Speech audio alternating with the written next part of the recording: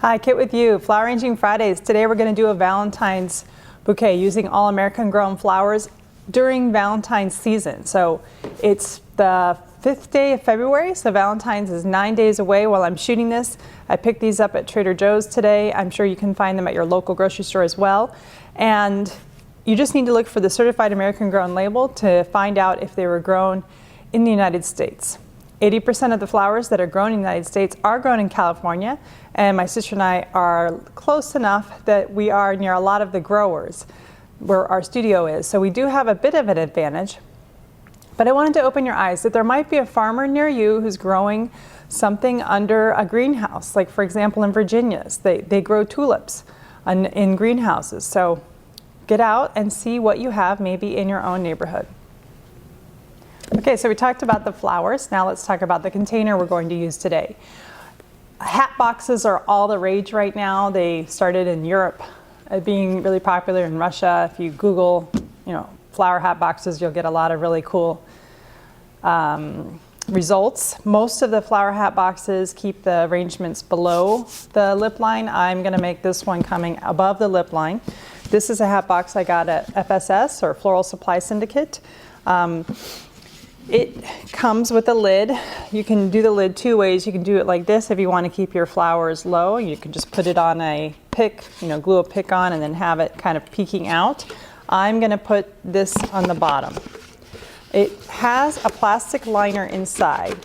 I think a plastic liner would look great work well if you had floral foam. I'm not using floral foam. I'm making this more of a sustainable arrangement, so I'm going to use just water in here.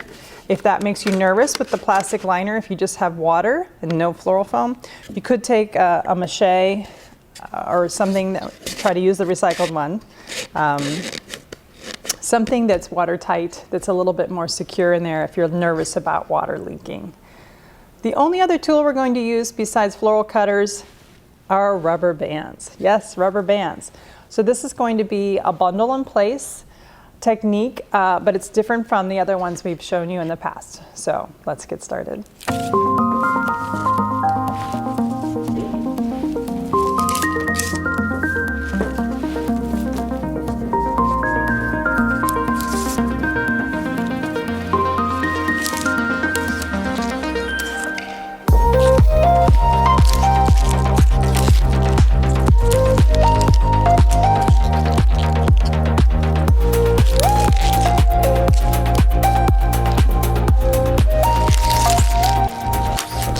The first step is to clean out the flowers, which is pretty easy to do. I'll show you that. I've showed you that on the video. And then we want to talk about each flower before we put it into bundles. So we have our stalk, and sometimes the top, there'll be like a part that's missing. And so what we want to do is, if we want it to be more of a pom-pom style, you can cut that top part off, and then we just have the pom-pom part. So then that will create more of a fluffy grouping. So what we're going to do here is we're going to bundle our flowers in groups by what type they are. And so you take all the greenery off, which is step one. Then you want to bundle them up, and you want to you don't want to have them all at the same height. You want to kind of have it low, so a couple low in front, and then some medium, and then one tall. And as far as how fluffy they are, just put the one on the top that's the nicest one, because that's the one that's going to be seen the most. Then you don't need quite this much length, so I'm going to trim some of that length off. Take my rubber band. Usually if I start off with a double, you can use any size rubber band. Then I'm going to go around the stems kind of loose. I'm not putting it on super tight, because what I'm going to do is I'm going to roll the rubber band up. Because what I want to do is bundle it high. So that's called choking up on the stems, because that brings it to be more compressed. And that's what I want. I want a compressed bundle, but I want the bundles to be kind of layered. So the tulip one, let's talk about tulips real quick actually. So the tulip one I have them going in a layer, like two at the bottom, one in the middle, and then this small one that's not really bloomed going near the top.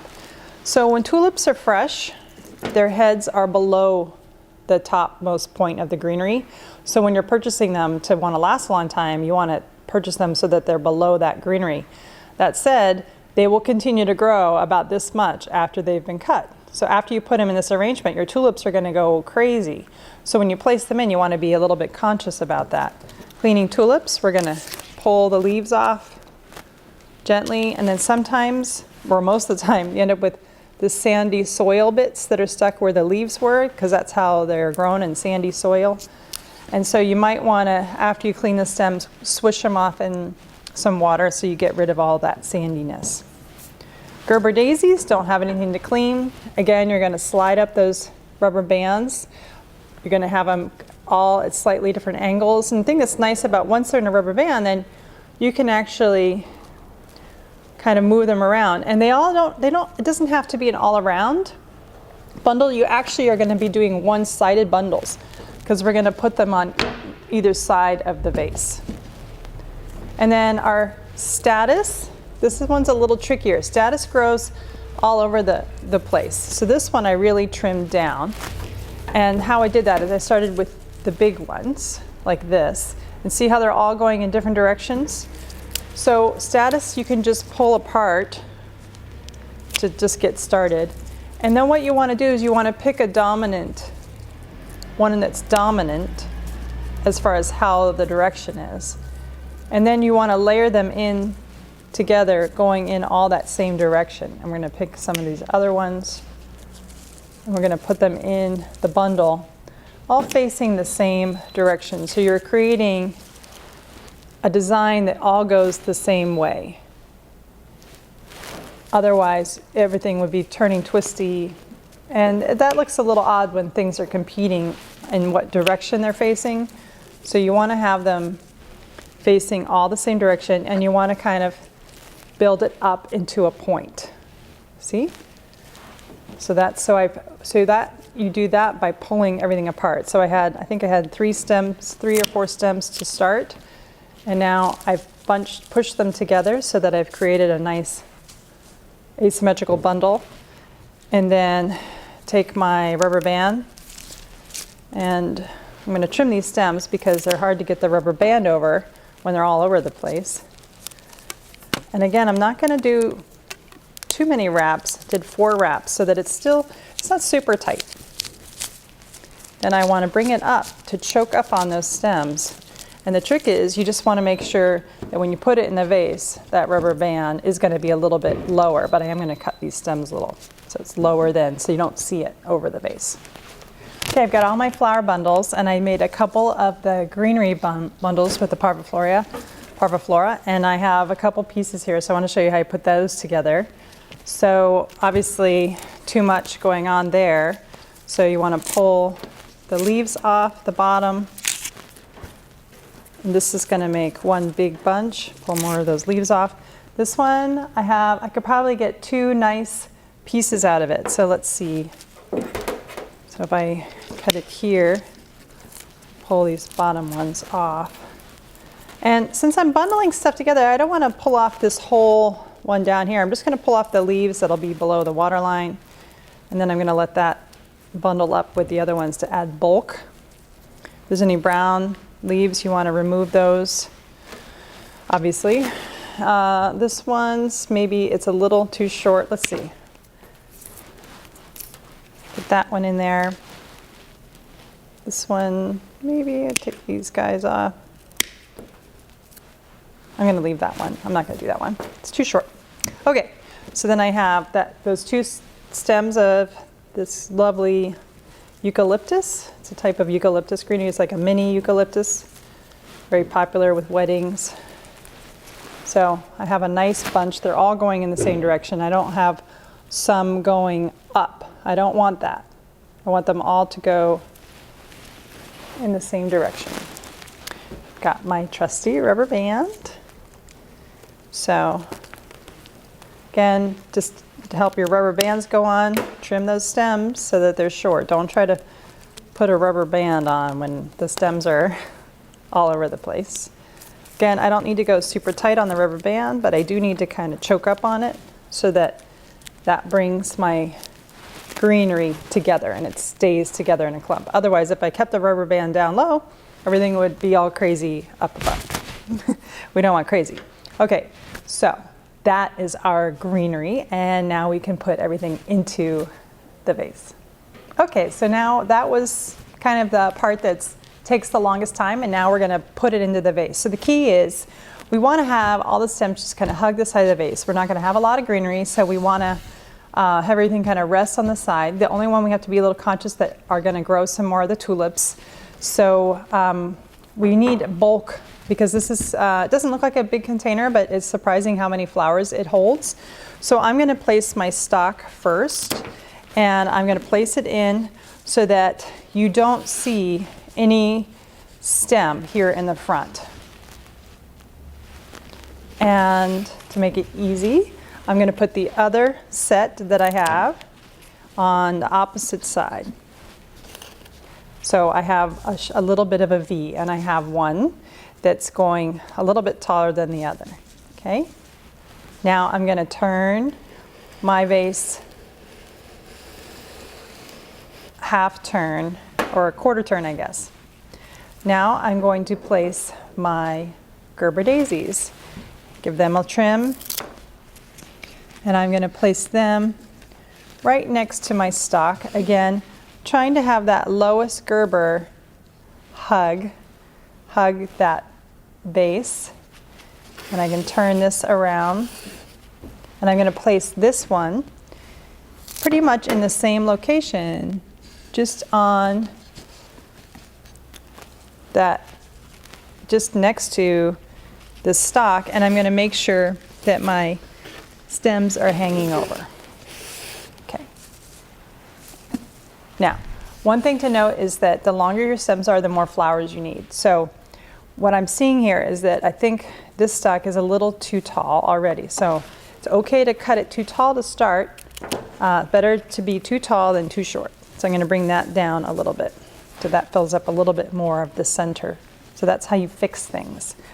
Now I wanna go for a little contrast, so I'm gonna put my Statice in next, giving it a trim, fitting it in. It's too tall, because now the stems are getting crowded in there. I crisscrossed the first set of stems, but now there's a nice architecture in there to hold things. So I want to put these down so that they have a nice angle to them. That looks, because remember, I don't want to see any stems above that lip. Cutting these, I'm going to use that height I created. Remember when I placed them, I made it so they were high. So I'm going to use that height to kind of mask, to hide what's going on in the middle. Slightly at an angle over with those gerbs. This is where a little fussing comes into play. Okay, so now I have my tulips. These are gonna grow. So I'm gonna start them off kind of short, because I know that they're gonna grow and then they're gonna get a little bit unruly, but that looks really cute there.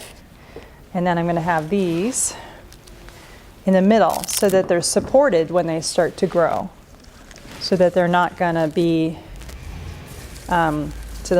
too out of craziness. They'll be supported. Okay. So now we need to add our greenery. Before I add the greenery, a lot of times when we're in class with our students, we tell them, when you're fussing over an arrangement and you're just kind of standing over it, it's a good idea to leave the room and then come back and look at it from a distance, which I just did in between the last take and this take. And so I've changed a few things around.